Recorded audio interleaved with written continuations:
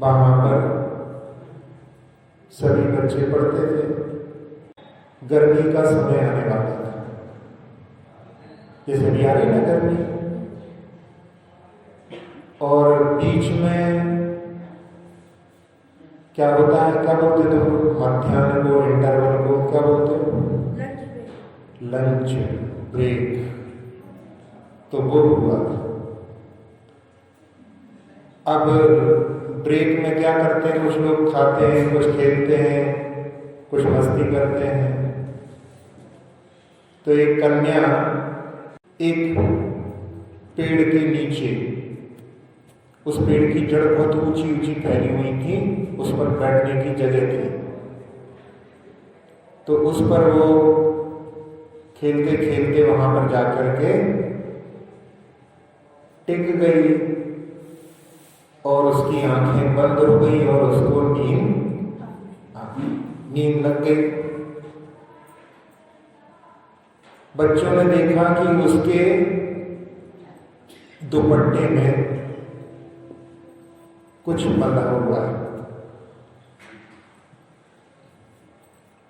जब व्यक्ति सो जाता है, नींद लग जाती है, तो चोर लोग कुछ भी चुरा सकते हैं। तो बच्चों ने खुसर की कि उसके पल्ले में कुछ बंधा हुआ है। एक कन्या ने जाकर के उसको धीरे से खोला। उसकी नींद इतनी तेज लगी थी कि उसको पता नहीं पड़ा, और देखा तो उसमें कोड़ियां बंधी हुई थी। कोड़ियां क्या होती हैं, पासे जो समुद्र में निकलती ना, सफेद सफेद रंग की होती है। बच्चे लोग खेलते हैं इनसे। पहले के समय में छोटे छोटे जगह पर, जहाँ पर स्कूल के आसपास में कोई बेचने वाले रहते थे, मूंगफली बेर आदि बेचते थे, तो उनसे लेन देन भी होता था। तो उन्होंने देखा कि इसमें कोड़ियाँ बंधी हुई हैं, आज तो जो है अपन लोग कुछ खाएंगे। 7 कोड़ियाँ बहुत होती है, एक कोड़ी में भी मिल जाता खाने की सामग्री, तो 7 कोड़ियाँ तो बहुत बड़ी थी। तो उन्होंने, बच्चों ने जाकर के उसकी खाने की सामग्री लाई, सब लोगों ने बांट ली, और उसका भी जो हिस्सा था उसके ही पास में रख दिया। अब वो लंच ब्रेक मध्याह्न खत्म होने वाला था। तो कुछ बच्चे लोग जो दूर से आते हैं दौड़ करके कि अब समय होने वाला है, तो उसकी नींद टूट जाती है। वो उठती है, और उसी बीच में एक बड़े आदमी का लड़का जो था वहां पर मॉनिटर था क्लास का, और वो उसका जो खाने का हिस्सा था उसके पास रखे कि लो तुम भी खा लो, जल्दी से क्लास लगने वाली है। तो उसने पूछा ये क्या है, तो कहले ये खाने की सामग्री है। कहले आज किसने खिलाई, आज किसी का जन्मदिन है क्या? कहले ये तुम्हें नहीं खिलाई है। तो कहती है कि अरे झूठे, मैंने कहाँ खिलाई है?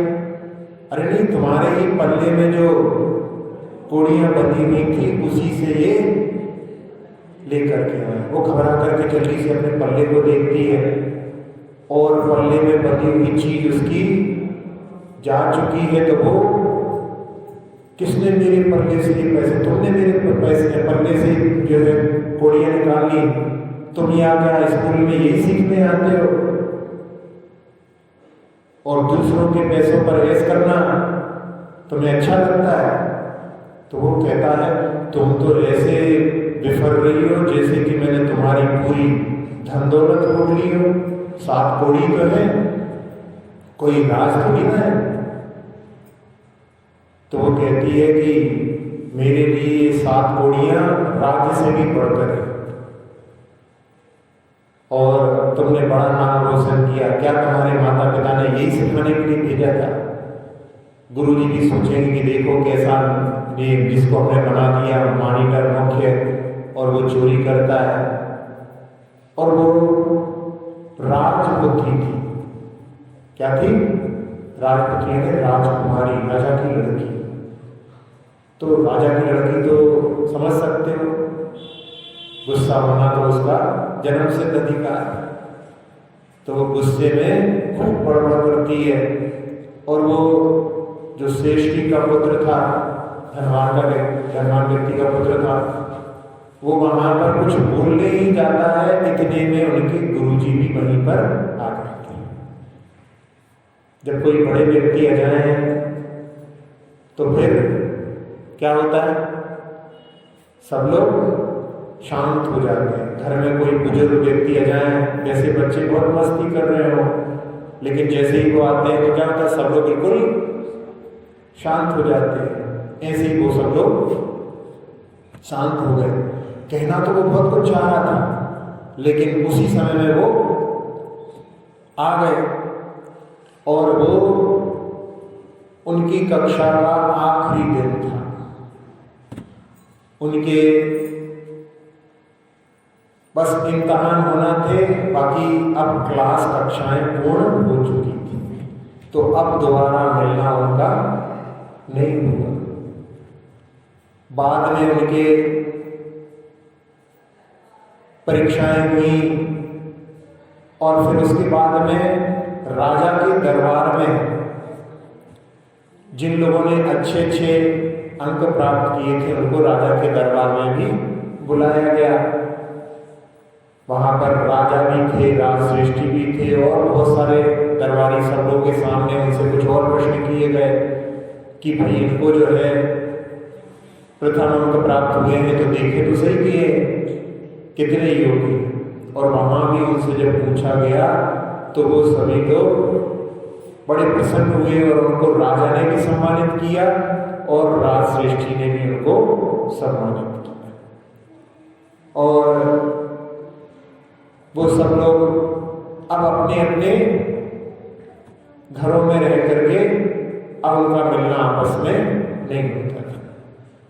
समय बीतता गया, समय कैसे जल्दी से बीत जाता है पता ही नहीं पड़ता। होता है कि नहीं होता है? अभी आप लोगों के यहाँ विधान चल रहा था, कैसे 8 दिन बीत गए पता ही नहीं पड़ा। बुंदेलखंडी में एक कहावत आती है, क्या बोलते हैं, आंखें नीचे फुलसारो हो। क्या अर्थ होता है इसका? नहीं समझ में आए? बुंदेलखंडी भी है, बहुत थोड़ी कठिन है। आंखें नीचे भुनसारो हो। भुनसारो नहीं समझते? हाँ देखो, समझते हैं। भुनसारो का अर्थ होता है सुबह। तो जैसे ही रात में सोते हैं, आंखें बंद करते हैं और सुबह हो जाती है ना, समय सरपट जल्दी से निकल जाता है। तो समय निकल गया और वो राजश्रेष्ठी का जो पुत्र था वो भी बड़ा हो गया, विवाह के योग्य हो गया। और इधर राजा की जो कन्या थी राजकुमारी, वो भी बड़ी हो गई। एक दिन राजा ने उसको देखा, कन्या को बड़ी गौर से देखा। वैसे तो रोज देखता था, लेकिन एक दिन सोचा कि अब तो हमारी पुत्री बड़ी हो गई है, विवाह के योग्य हो गई है, अब इसका विवाह करना चाहिए।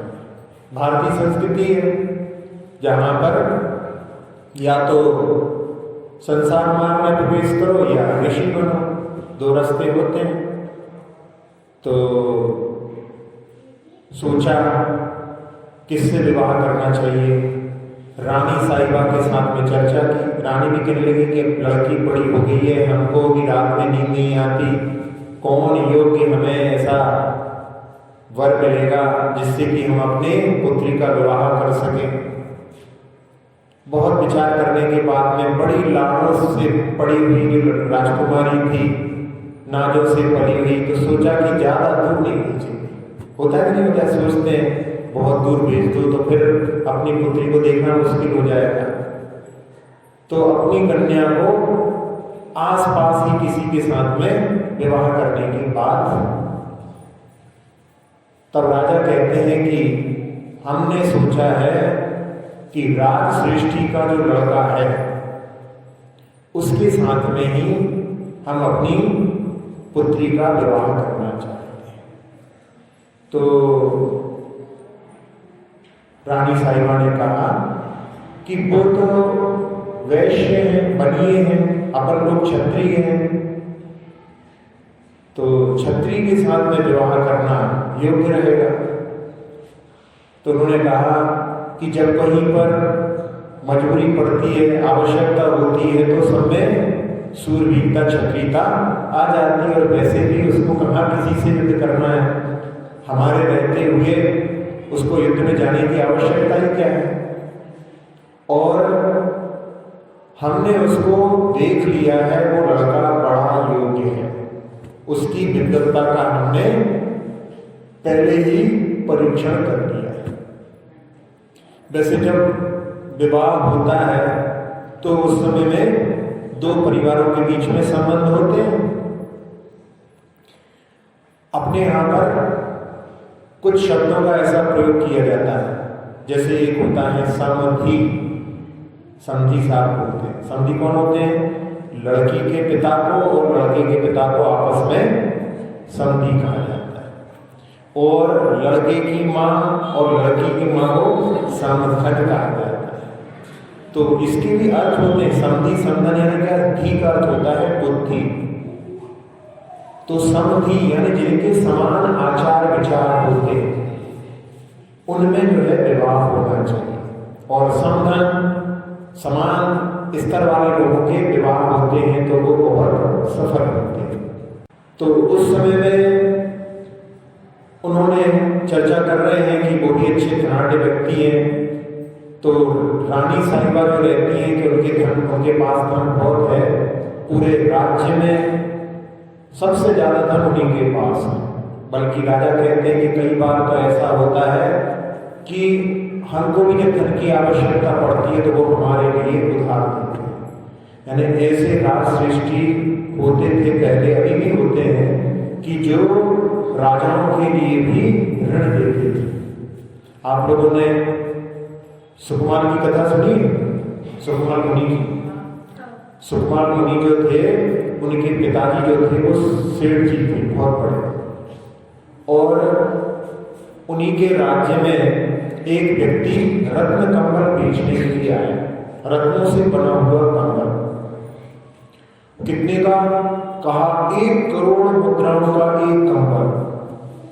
राजा से कहा तो राजा कहने लगे कि हम तो इसको खरीदने में समर्थ नहीं है, पसंद नहीं आया। बोला नहीं कि हम सब समर्थ नहीं है, नहीं पसंद नहीं आया।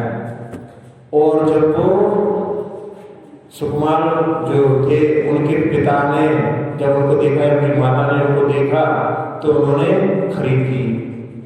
खरीदने के बाद में वो रत्नों के बने थे तो चुभते थे शरीर में, तो क्या करेगा?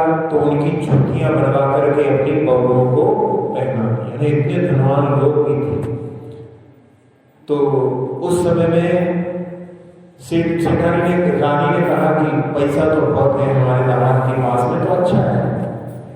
वैसे एक प्राचीन नीति का दोहा मिलता है, उसमें कहते हैं कन्या वरते रूपम।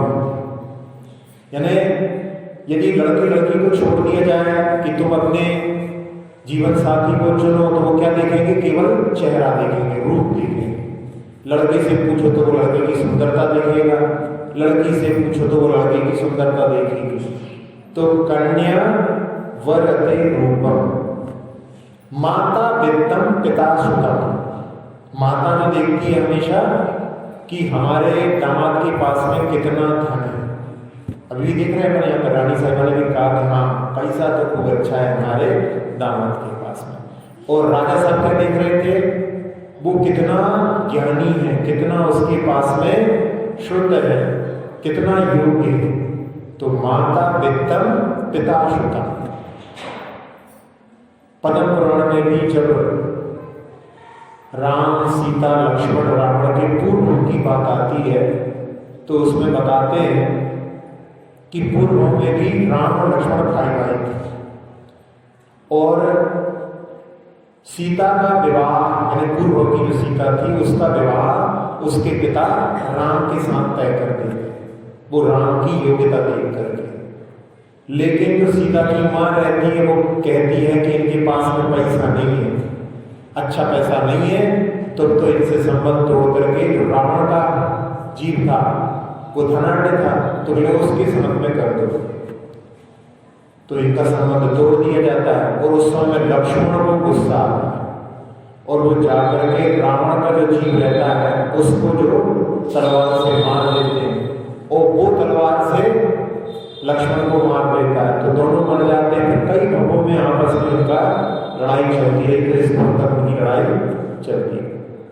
तो ऐसे पहले वहां पर भी योग्यता को देख करके और धन देख करके ही माता पिता है, माता धन को देखती है और पिता योग्यता को देखते हैं। तो क्या कहा उसमें, कन्या वरते रूपम माता वित्तम पिता सुतम बांधवा कुल मिच्छन्ति। और जो भाई वगैरह होते हैं क्या है, अच्छे कुल में विवाह होना चाहिए। उनकी इच्छा ये रहती है कि लड़की का विवाह अच्छे कुल में होना चाहिए। और बाकी सब लोगों को, समाज के लोगों को क्या रहता है, तो कहा उसमें मिष्टान इतरे जना। बाकी सबको तो पार्टी से मतलब है, अच्छी पार्टी दे दो, अच्छी मिठाई खिला दो, कहीं भी शादी करो, हमें कोई मतलब। तो ऐसा जो है विवाह की परंपरा चलती है। लेकिन जो समधि और सम धन की बात कही है, यानी जिनकी आचार विचार समान होते हैं उनका जब विवाह होता है तो वो सफल होते हैं, सबके लिए अच्छे हैं। यदि अपन सोचो कि कोई शाकाहारी लड़की और मांसाहारी लड़के के साथ में विवाह हो जाए तो क्या होगा, चल पाएगी गाड़ी, नहीं चल पाएगी। कई बार होता है ऐसा। एक कन्या ने एक बंगाली लड़के से, उसने कह दिया नहीं हम पूरे शाकाहारी हैं और विवाह होने लगा। तो उनके यहाँ पर बंगालियों में पहली रस्म होती है कि मछली खिलाएं। तो उस समय में शाकाहारी लड़की थी, तो कहा कि कैसे करें इस रस्म को पूरा, तो मावे की एक मछली का आकार बनाए, उसको खाओ तब वो रस्म पूरी होगी। जहाँ आटे का मुर्गा बना करके भी उसकी बलि चढ़ाने पर भी भाव में उसको पशु की पर्याय और बार बार मरण को प्राप्त होना पड़ा। ऐसी कथा आती है अपने यहाँ, सुना तुमने? आटे का मुर्गा बलि चढ़ाते थे, लगा कि हम बलि नहीं चढ़ा सकते, आटे का मुर्गा बना करके उसकी बलि चढ़ा। उसके कारण में भी वहां पर ऐसा होगा। तो जहां पर समान आचार विचार होता है वहां पर विवाह जो है अच्छी तरह से चलते हैं। नहीं तो क्या होता है, कोर्ट में तलाक के लिए पहुंच जाते हैं। आजकल बहुत सारे जो संबंध बन रहे हैं वो केवल रूप देख करके, चेहरा देखा और शादी कर ली। तो पुणे में, हैदराबाद में, बेंगलोर में, मुंबई में, वहाँ की कोर्ट में जो केस चल रहे हैं अधिकतर कोई सर्विस क्लास के कोर्ट में तलाक के केस चल रहे हैं। जो शादी तो कर लेते लेकिन थोड़े दिनों में तलाक की नौबत आ जाती है। तो वहाँ उस कन्या का जो राजकन्या थी, श्रेष्ठी के पुत्र के साथ में विवाह की बात उन्होंने सोची और राज श्रेष्ठी को बुलवाया गया। जो उस नगर के श्रेष्ठी थे, जब वो वहां पर पहुंचे तो वहां पर पहुंचने के बाद उन्होंने पूछा कि राजा साहब आपने हमको क्यों याद किया? तो उन्होंने कहा कि बहुत जरूरी काम है, हमें आपसे एक सहमति लेनी है। तो श्रेष्ठी जी कहते हैं कि राजा साहब आप तो हमारे लिए सहमति क्या आज्ञा दें कि हम आपकी क्या सेवा करें? तो उन्होंने कहा कि नहीं, हम आपको आज्ञा नहीं दे सकते, हम तो ये चाहते हैं कि आप हमारी कन्या को स्वीकार करके अपनी बहू बनाओ। तो राज श्रेष्ठी एकदम चौंक जाते हैं, क्योंकि उन्होंने कभी सोचा ही नहीं था कि इतने बड़े राजा होकर के जो है हम जैसे वैश्य व्यक्ति के लिए क्षत्रिय होकर के अपनी कन्या देंगे। तो एकदम चौंक जाते हैं। तो राजा पूछता है कि क्या आप सुन करके प्रसन्न नहीं है? नहीं, ऐसी बात नहीं है, मैं तो एकदम भौचक्का रह गया। मैं तो सोच रहा था कि आप मुझे कुछ कार्य सौंपेंगे, लेकिन आपने तो बहुत बड़ा सम्मान हमारा कर दिया, हमारे लिए एक प्रकार से उपहार दे दिया। तब उस समय उनके विवाह की तैयारियां होने लगती हैं और वहां पर ज्योतिषी को बुलाया जाता है। ज्योतिषी क्यों बुलाते हैं? कुंडली मिलाने के लिए, आपस में कैसा विवाह होगा। तो उसमें जब ज्योतिषी उनकी कुंडली को देखता है तो कहता है कि इनका जीवन अच्छा तो रहेगा, लेकिन भविष्य में कुछ परेशानियां आ सकती हैं। तो सोचते हैं वहां पर राजा साहब की जीवन में तो उतार चढ़ाव आते रहते हैं और अच्छा योग जो है मुहूर्त है, इसमें इनका विवाह कर देना चाहिए। और उन दोनों का वहां पर बड़े ठाट बाट के साथ में विवाह होने लगता है।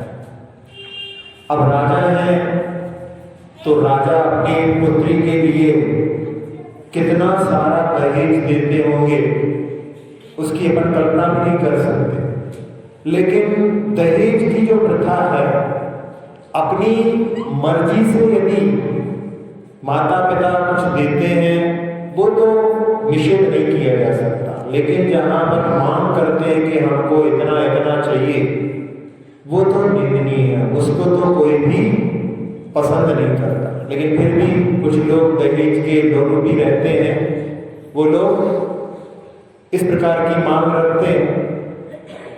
एक बार एक लड़के ने कहा, पूछा उनके ससुर जी ने, विवाह हो रहा था, कि आपको क्या चाहिए? तो उन्होंने कहा हमको कुछ नहीं चाहिए, बस आपकी कन्या ही हमको प्राप्त हो जाए, बस इतना ही बहुत है। फिर भी उन्होंने कहा नहीं, आप कुछ तो बताइए। तो लड़के ने कहा बस हमको टर दे दो। टर का क्या होता है? कंप्यूटर, फिर रेफ्रिजरेटर, ऐसे करके टर में लगा हुआ है, मोटर। तो ऐसे तो बहुत बड़ी लिस्ट चालू हो जाएगी। तो उन्होंने सुना और कहने लगे कि पहले तो कह रहे थे कि हमको कुछ नहीं चाहिए, कुछ नहीं चाहिए, अब टर बोल करके तो उन्होंने इतनी लंबी लिस्ट दे दी कि अब उसका जो है पूर्ण करना तो बहुत मुश्किल है। तो वो ससुर जी ने कहा कि अभी हम भेजते हैं अपनी डाटर, उसमें भी टर लगा हुआ, डाटर है लड़की, अभी हम भेजते हैं अपनी डाटर और वो हाथ में लिए होगी हंटर और तुमसे कहेगी कि बनाओ मटर टमाटर और तुम लगोगे पूरे बेटर। और जैसे ही उसने लड़के ने सुना और वहां से ऐसा भागा जैसे कोई हेलीकॉप्टर। एक कविता है, लेकिन ऐसी स्थितियां बनती हैं संसार में। लेकिन कुछ लोग अच्छे भी होते हैं, जो लोग कुछ भी दहेज स्वीकार नहीं करते। एक बार एक मिनिस्टर थे मध्य प्रदेश शासन में, उनके लड़के का विवाह हुआ और उस समय में उन्होंने कहा कि लड़की वालों से कि आप जो अपनी कन्या हमारे लिए दे रहे हैं, ये बहुत बड़ा ऋण आप हमारे लिए दे रहे हैं, इसके साथ में आप और कुछ दें, ऐसी भी मैं मांग रखूं तो ये ठीक नहीं है। बहुत बड़ा एहसान आप पहले ही कर रहे हैं तो और भी कुछ मांग करके अपने ऊपर एहसान क्यों ला दो? और इसका चुकाना कैसे होगा? जब अगले भाव में मैं लड़की का पिता बनूंगा और अपनी लड़की को आपको दूंगा, तब जाकर के इसका चुकता होगा, यानी इसका उपकार का ऋण कब उतरेगा। और यदि इनकी कोई आवश्यकता है तो हमारा लड़का स्वयं अपनी पत्नी की जो है आवश्यकताओं को पूर्ण करे, नहीं तो मैं बैठा हूं मैं इसको पूर्ण करूंगा। लेकिन कहीं से कहीं तक लड़की के माता पिता की जिम्मेदारी नहीं बनती कि अपने दामाद और बेटी की आवश्यकताओं को पूर्ण करें। ऐसे भी लोग होते हैं। तो वहां उन दोनों का अच्छी तरह से विवाह संपन्न हो गया। अब विवाह होने के बाद में फिर क्या होता है? विदाई होती है। और विदाई होती है तो क्या होता है कि माता पिता की आंख में केवल केवल 2 बार आंसू आते हैं। कब कब?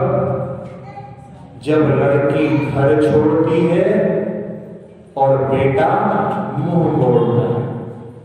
मुंह मोड़ना है जब माता पिता से बेटा जो है उनकी सेवा नहीं करता, उनको वृद्धाश्रम भेजने की बात करता है, उनको छोड़ देता है, तब माता पिता की आंख में आंसू आते हैं। तो ऐसे भी लोग होते हैं जो घर के जब हिस्से होते हैं तो सब चीजों पर बहुत तवज्जो देते हैं, केवल 2 चीजों को छोड़कर, यानी 2 चीजों को छोड़कर के सब में बराबर हिस्सा चाहिए। वो 2 चीजें छोड़ने वाली कौन सी है? माता और पिता, उन पर कोई नहीं, हाँ वो तो आप रखो। ऐसा कह करके बच्चे लोग जो अपने माता पिता से मुंह मोड़ लेते हैं तो उनको देख करके भी माता पिता को आंसू आते हैं। तो उस कन्या का जब विवाह हो चुका है, उसकी विदाई हो रही है, तो उस समय में वो रुदन करती है, माता पिता समझाते हैं और कुछ सीख उनकी माता उनके लिए देती है। तो उसमें सबसे पहली बात क्या कहती है कि जो दे उसको देना। क्या सीख दी पहली? जो दे उसको देना, जो ना दे उसको नहीं देना। फिर कहती है जो दे उसको भी देना और जो नहीं दे उसको भी देना। फिर इसके बाद में कहा कि घर की आग को घर में सुरक्षित रखना, बाहर की आग घर में ना आए। फिर कहा कि सुख से सोना, सुख से खाना, सुख से बैठना, ऐसी सीख माता अपनी लड़की को विदाई के समय देती है। समझ में आया इसमें क्या क्या है? जो दे उसको देना का क्या है? मतलब आप किसी के लिए कुछ मदद करो। कई बार ऐसा होता है कि भी हमको पुताई करने के लिए नशेड़ी चाहिए, नशेड़ी के घर गई सो में रखेंगे। तो ऐसा नहीं, जो दे उसको देना है, जो चीज अपने उसको दी वो लौटा दे तो उसको और आगे देना। फिर जो ना दे उसको नहीं देना है, जो नहीं दे तो उसको फिर वापस दोबारा आगे नहीं देना। लेकिन तीसरा क्या कहा? जो दे उसको भी देना और जो नहीं दे उसको भी देना। मतलब कुछ ऐसे भी लोग होंगे जो गरीब होंगे, जो लौटा नहीं पाए, तो उनके लिए दरवाजा बंद नहीं करना, क्योंकि वो परेशान है, नहीं भी लौटा पाए तो भी उनकी मदद हमेशा करते हैं। फिर इसके बाद में घर की आग को सुरक्षित रखना है, घर की कोई बात को बाहर नहीं कहना। अक्सर होता है घरों में आजकल लड़ाई क्यों होती है कि घर की बातें सब बाहर पहुंच जाती हैं। और कहा कि बाहर की बातों को, बाहर की आग को घर नहीं लाना। बाहर किसी ने कुछ बोल दिया, उसको घर में कह दिया तो घर में लड़ाई होने लगती है। आजकल बताते हैं कि लड़ाइयों का सबसे बड़ा कारण क्या है कि फोन, मोबाइल पर जो है पूरा क्या बन रहा है, क्या हो रहा है, दिन में 4-4 घंटे पर चर्चा चलती है। माता पिता का इतना जो है उसमें इंटरफेयर रहता है कि वहां पर आपस में लड़ाई होने लगती है। कई जो समाज में जैसे नियम बनाए कि 10 मिनट से ज्यादा लड़की के साथ में माता पिता बात नहीं करेंगे, क्योंकि यही मुख्य कारण है लड़ाई। तो ये हो गया। फिर इसके बाद में कहा सुख से बैठो। सुख से बैठो का अर्थ है यदि कोई घर के बुजुर्ग आ रहे हैं तो उनको सम्मान दे दो और बाद में जब वो निकल जाए तो सुख से बैठो, यानी उनका सम्मान का ध्यान रखो। फिर कहा सुख से सो, उसमें भी ऐसे ही है, जब घर के सारे लोग सो जाएं बुजुर्ग लोग तब शयन करो। और सुख से खाओ का भी अर्थ है कि सबको पहले भोजन करा दो, उसके बाद में भोजन करो। ऐसी अच्छी सीखें। और साथ साथ में हमेशा पंच परमेष्ठियों का स्मरण रखना।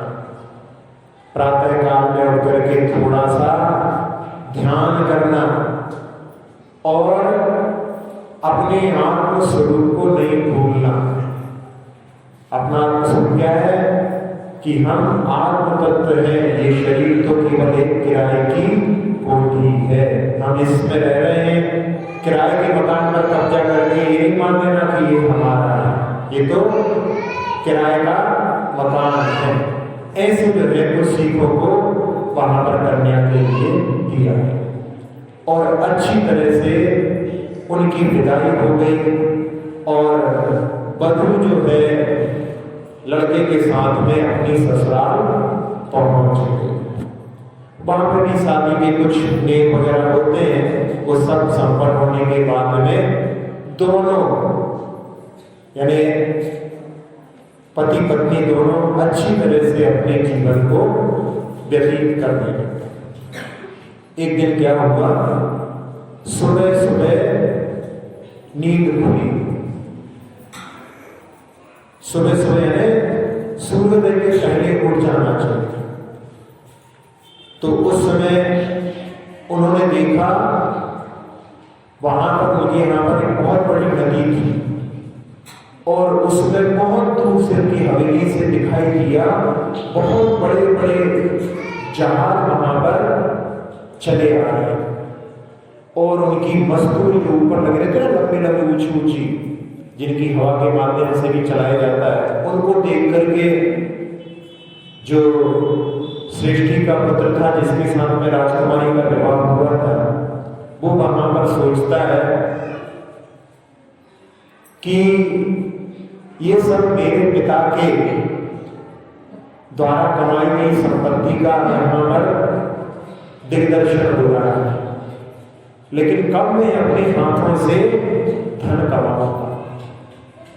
और उस दिन भर को उस जहाज में से जितना भी सामान आया उसको देखने में, उनकी व्यवस्था करने में पूरा दिन उसका निकल गया और दिन भर में उसकी बस कोई बात घूमती रही कि कब मैं अपने बल पर जो है धन कमाऊंगा। एक होती है आप कमाई, आप कमाई में स्वयं जो कमाता है, और एक दूसरी होती है बाप कमाई, पिताजी की जो कमाई होती है वो बाप कमाई कहलाती है। और एक होती है पाप कमाई, जो पापों के माध्यम से कमाता है वो पाप कमाई होती है। तो पाप कमाई तो अच्छी नहीं होती, लेकिन जब तक बच्चे योग्य नहीं होते तब तक पिता की कमाई पर निर्भर रहते हैं। लेकिन जो व्यक्ति स्वयं अपने द्वारा कमाता है उस कमाई का महत्व समझता है, लेकिन जो पिता की कमाई रहती है उसका ज्यादा महत्व नहीं समझता। एक बार एक व्यक्ति एक एयरपोर्ट पर होता है, बहुत बिजी एयरपोर्ट था, लंदन का सबसे बिजी एयरपोर्ट है हीथ्रो एयरपोर्ट, हीथ्रो नाम है इसका। तो वहां पर जब उतरा तो उसके पास में बहुत सारा सामान था, अच्छी ड्रेस पहना हुआ था। तो उसको देख करके बहुत सारे जो एजेंट होते हैं उसके पास में कि ये कहीं पर होटल में रुकना चाहेंगे तो उनको होटल का पता बताएंगे तो अपने को कुछ कमीशन मिलेगा। तो उनके पास में एक व्यक्ति पहुंचा और प्रश्न किया कि which type of hotel would you like to prefer? आप कैसी होटल पसंद करेंगे? तो उसने कहा it should be most economical, यानी बहुत सस्ती होटल। तो व्यक्ति तो सोच के गया था कि इसके पास सामान बहुत अच्छा है, अच्छे कपड़े पहने हैं तो अच्छी महंगी होटल में रुकेगा तो अच्छा कमीशन मिलेगा। उसको कुछ याद आया एजेंट को, कहले सर आप पहले भी यहाँ पर आए थे? कहले नहीं, this is my first trip to England, मैं पहली बार आया हूँ। कहले नहीं सर मुझे अच्छी तरह से याद है, कुछ सालों पहले आप आए थे और मैंने ही आपको टैकल किया था। अरे कहले भाई बता रहे हैं ना, मेरी पहली यात्रा है, वो जरूर मेरा लड़का होगा। बिल्कुल बिल्कुल मेरे जैसे लगता है, इसलिए तुम कंफ्यूज हो गए हो। तो कहले सर वो दिन मैं भूल नहीं सकता। कहले क्यों?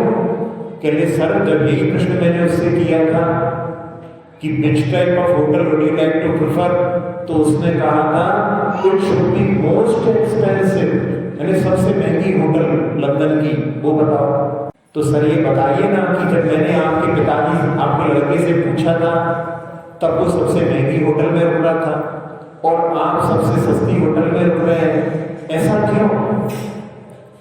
तो उसने कहा कि जो एम्पायर मैंने खड़ा किया है, मेरे पास में $1 भी नहीं था, आज मेरे पास में $10 लाख का एम्पायर है।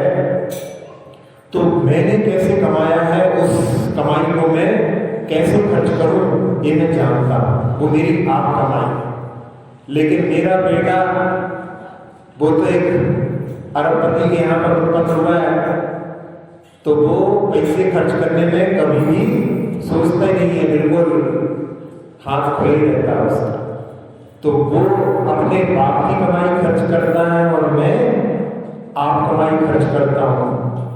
तो यहाँ पर जो राज सृष्टि का पुत्र है सोचता है कि मैं धन कमाने के लिए बाहर जाऊंगा, और वो आज अपने घर जब लौट करके आता है तो अपने पिता से कहता है कि पिताजी आज मैं आपके सामने एक प्रस्ताव रख रहा हूं कि मुझे भी बाहर विदेश धन कमाने के लिए जाना है। पिता की आंख में आंसू आ जाते हैं और चेहरे पर हंसी भी आ जाती है, दोनों एक साथ। दोनों कैसे? हंसी इसलिए आ जाती है कि अब लड़का योग्य हो गया है, अपने दादा परदादाओं का जो धंधा है उसको आगे बढ़ाना चाहता है। लेकिन आंखों में आंसू क्यों आ गए? क्योंकि अब लड़का दूर चला जाएगा, इसलिए उसकी आंख में आंसू आ गए। फिर पहले तो उन्होंने कहा कि नहीं इतना तो हमें क्या बढ़ाना, लेकिन बाद में उसने दृढ़ता के साथ बताया कि नहीं हमें धन कमाने के लिए जाना है। तो आखिरी में हाँ कर दी कि ठीक है तुम धन कमाने के लिए जा सकते। फिर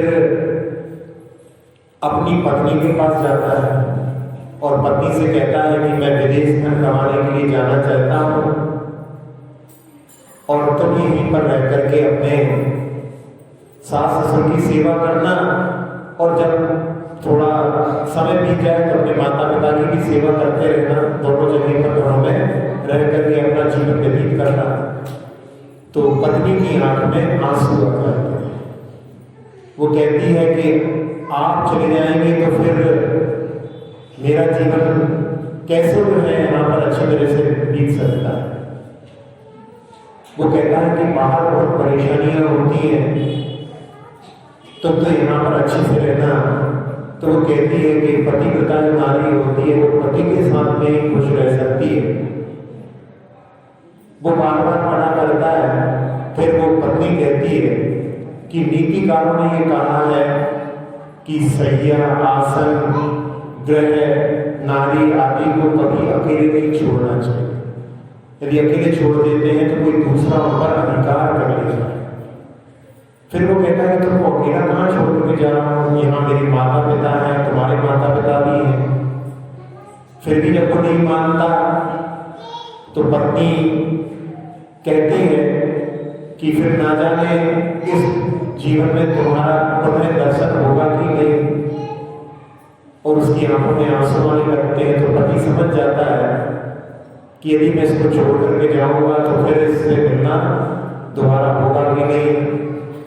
और फिर वो कह देता है कि ठीक है तुम भी साथ में चलो। और दोनों तैयारी करके आगे की यात्रा के लिए निकलेंगे।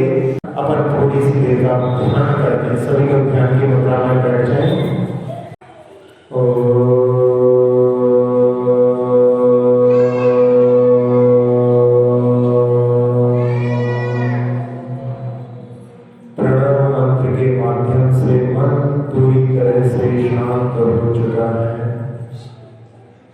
अपने मन रूपी पंछी को उड़ान देते हुए पहुंचते हैं श्रीपाल के जीवन की वो घटना, जब वो समुद्र के ऊपर एक जहाज में जो कि धवल सेठ का था उसमें वो यात्रा कर रहे थे। और उनकी पत्नी पर मोहित होकर के धवल सेठ उनको जहाज से गिरा देता है। श्रीपाल उस समुद्र को पार करके और एक द्वीप पर पहुंचते हैं। उस द्वीप पर जब वो आगे बढ़ते हैं तो उनको एक जिनालय जो बरसों से बंद था उसके द्वार पर पहुंचकर उनको वहां पर खबर लगती है कि ये जिनालय बरसों से बंद है। बहुत दिनों के बाद में भगवान के दर्शन का लाभ मिलने वाला था, लेकिन द्वार बंद है। और वो द्वार के पास खड़े होकर के महामंत्र का स्मरण करके उस जिनालय के द्वार को खोलने का प्रयास करते हैं। वो द्वार आवाज करता हुआ धीरे धीरे खुल जाता है। अतिशयकारी जैन भगवान के बिंबों से युक्त वो जिनालय दर्शन करते हुए कितने आह्लाद होकर के आंखों से नेत्रों की धारा बह रही है। पूरे शरीर में रोमांच, ऐसे उत्कृष्ट भावों के साथ में श्रीपाल वहां पर जाकर के भगवान की आराधना करते हैं, स्तुति करते हैं और उन अतिशयकारी जिनालय की ऊर्जा को हम लोग अपनी ओर आह्वान करने के लिए एक बार पुनः ओम का नाम करेंगे। सभी लोग मिलकर के एक साथ में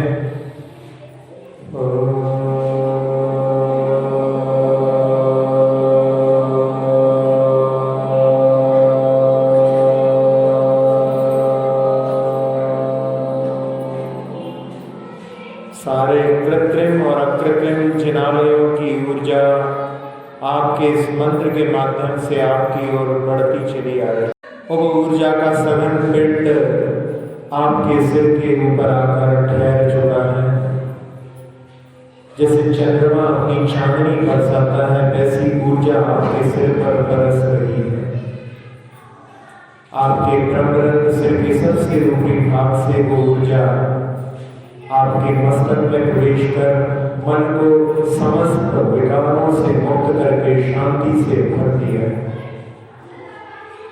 नेत्र, नासिका, मुख, कर्ण, कंठ, फेफड़े, हृदय, छोटी आंख, बड़ी आंख, किडनी की तरह सभी अंतर अवयव, मेरुदंड, पीठ, कमर, कंधे, आंख, जघाएं, घुटने, पिंडलियां, टखने, एड़ियां, तलवे, अंगूठे से सभी उंगलियों को अपने आगोश में लेकर पूरे शरीर की त्वचा को, एक एक प्रदेश को निर्विकार, निरामय, निरोगी बना चुकी है। समस्त जिनालयों की ऊर्जा का जैसा लाभ हमने प्राप्त किया, सारे संसार को प्राप्त हो, ऐसी भावना से उस ऊर्जा को पूरे लोक में फैलते हुए देखें और भावना सुखी रहे सब जीव जगत के,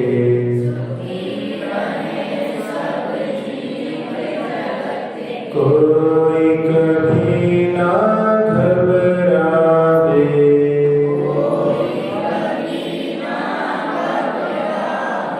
सुखी रहे सब जीव जगत के,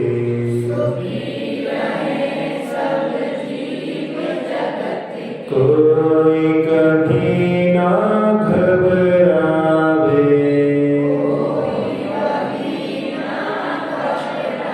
सुखी रहे सब जीव जगत के,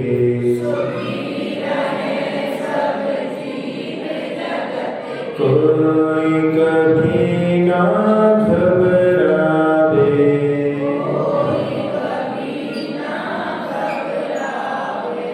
जिनालयों की ऊर्जा की छत्र छाया में सारे लोक में शांति का वातावरण, सारे संसार के लोग अपने अपने रोगों से, दुखों से, शोकों से मुक्त हो रहे हैं। सभी जीव देह से भिन्न अपने आत्म तत्व को देख रहे हैं। ये देह किराए की कोठी, जीव हर भाव में इस देह को प्राप्त करता है। किराए के मकानों में भटकते भटकते अनंत काल बीत गया। वो शाश्वत स्थान जहां से फिर कभी इधर उधर नहीं जाना पड़ता, वो सिद्ध अवस्था, वही हमारा लक्ष्य हो, गंतव्य हो। इस देह से अतीत आत्म तत्व इस शरीर में सिद्धों के समान विद्यमान उस आत्म तत्व को देखते हुए देहातीत स्वरूप, इस देह में इंद्रियां भी हैं।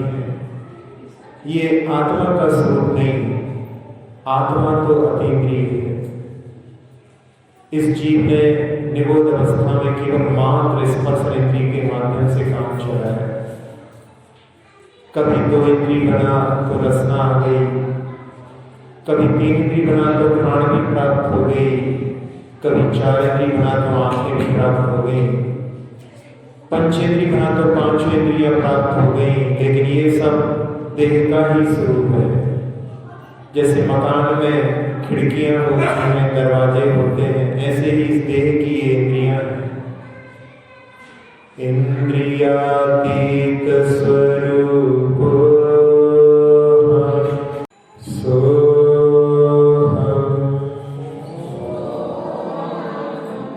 शुद्धो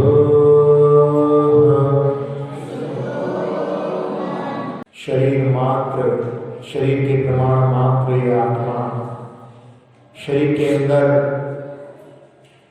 जहाँ जहाँ खाली स्थान है वहाँ पर आत्मा नहीं। मुख के अंदर, पेट के अंदर जहाँ जहाँ वायु आ रही है वहाँ पर आत्मा नहीं।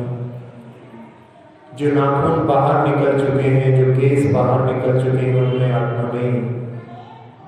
ऐसे देह प्रमाण इस आत्मा को निहारते हुए यही ब्रह्म देते हैं। अक्षर पद मात्रा से दूषित वचन अगर ममहीन रहे और प्रमाद कषाय के वशन सम्यक अर्थ विहीन किए। जिन वाणी माता मेरी सब त्रुटियों को क्षमा करें, दयाशीष शीघ्र हम सबको केवल लब्धि रमाने। प्राप्त हमें हो बुद्धि समाधि परिणामों की शुद्धि हो, निज आत्म उपलब्ध हमें हो, शाश्वत सुख की सिद्धि हो। चिंतित वस्तु दात्री माता चिंतामणि उपमा भाति, करो वंदना पूर्ण विनय से चरण रखूं मैं ये पाती। कर जिन वाणी स्तुति तन की ममता